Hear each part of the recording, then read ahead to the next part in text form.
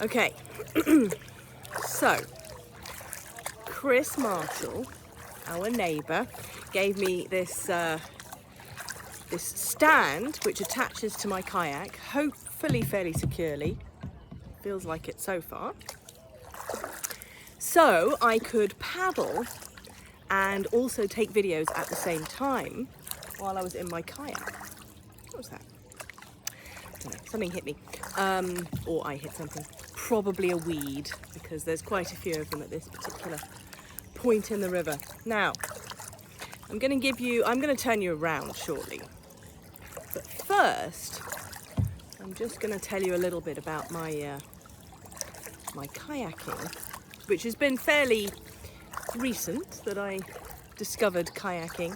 Not discovered it, obviously I knew it existed, and I have done it before in sort of adventure holidays, and when I visited my cousin who's a keen kayaker in Denmark and so on. I have done the kayaking before, but since I never had a house on the river prior to this, other than when I was a child, I was very fortunate to grow up by the river. That's probably why I like living on the river so much. But anyway, where was I? I do tend to lose my train of thought quite easily, just so you know. Also, I've just realised I'm doing this in portrait mode, aren't I? Just because that was how the thing was set up. But probably a good idea to do it in landscape maybe when I turn it over. I'll see if it's possible. We'll work it out. Anyway, where was I? Kayaking. So, recently I decided, due to COVID, being locked in and all that, that I would get myself a kayak. But of course, COVID tax on everything, kayaks were suddenly insanely expensive. Couldn't find a decent kayak for less than $500, and at the moment I do not have $500 to spare on a kayak. So we happen to be chatting, having a gin and tonic with our new neighbours, Jeannie and Perry, who are lovely. And we were talking to them, and they happened to mention that they were having some work done on their house, which they had got a friend that they were going to then pay in a canoe. They were going to give him an old canoe they had, and a kayak. And I said, oh, actually on that front, I'm looking for a kayak, so if you do hear about one that's coming up for sale, then please feel free to let me know. At which point he went, well, I haven't promised him the kayak, I only promised him the canoe. So, do you want the kayak if you're looking for one? Yes, I very much do. So, delightful people that they are, they gave me this kayak.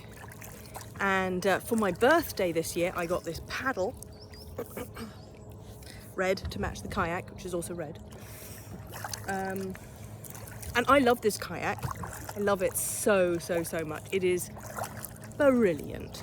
It's steady as a rock. I like to call him Jarvis, because like Jarvis in the Iron Man movies, he is my brain when I'm kayaking, and he guides me in all the right directions, nudges me. And actually, the thing about this kayak that I have loved right from the moment I got in it, it's very narrow, but it means it's very stable. Got a good centre of gravity. Bit nervous doing that with the phone attached, but still. But it's really stable, and it is when you get going, when you give a couple of paddles even. Like now, I've just done a couple of paddles, and now I'm just sat here and he's just dead straight ahead, keeps going. He's just doing his thing. And quite often I find that if he ever does veer off into a direction I wasn't intending, then inevitably I will find something interesting to look at. One time that happened, I got stuck in a mud bank and lazy rivering it up the river. And as I got stuck in the mud bank, I looked as I got stuck in the mud bank, I looked straight ahead, right at the point of my kayak, and realised that there was a huge frog just staring back at me. So obviously Jarvis wanted to show me the frog. So I'm just coming into the reeds now. This is pretty much the same thing that I do every time I come up. There is a couple of places that I always go because they're just lovely places to go, and when the lake is like glass, like it is today, you can go anywhere. It's not windy, it's lovely. Normally I'm not talking, obviously. I like to stay very quiet. I like to go as slowly as I possibly can, and I just come out from the reeds. That's why the sun's suddenly reflecting on me. And I like to listen to the birds and the frogs and whatever else is going on. Got all kinds of flycatchery type birds out at the moment on the water.